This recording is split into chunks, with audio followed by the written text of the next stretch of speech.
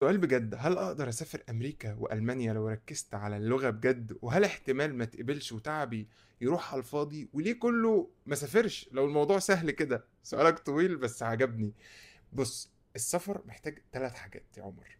أول حاجة محتاج لغة، تاني حاجة عقد عمل أو قبول جامعي لو هتسافر دراسة، تالت حاجة محتاجها هي فلوس. وعشان كده مش كل الناس بتقدر تسافر حتى لو بذلوا أقصى مجهود، لأن برضو الموضوع مكلف ومحتاج فلوس.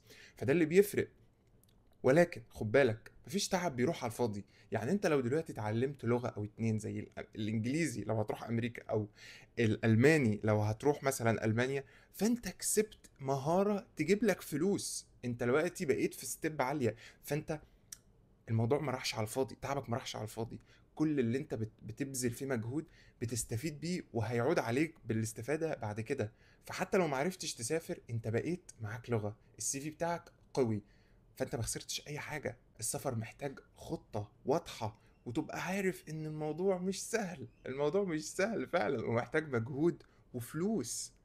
الا بقى لو معاك منحة، ودي مش يعني بتبقى فرصة كده، او فلتة من فلتات الزمان انك تاخد منحة، بالذات ان المنافسة شديدة عليها. وبس، فانت اتعب وحوش فلوس، واتعب واعرف ان الموضوع مش سهل. وهنا هتقدر فعلا انك تسافر. كل الناس بتسافر والله، يعني في ناس كتير سافرت والله. يعني مش قصدي اقلل، بس يعني دبلوم، زراعة، دكتور، تجارة، كله بيسافر على فكرة والله.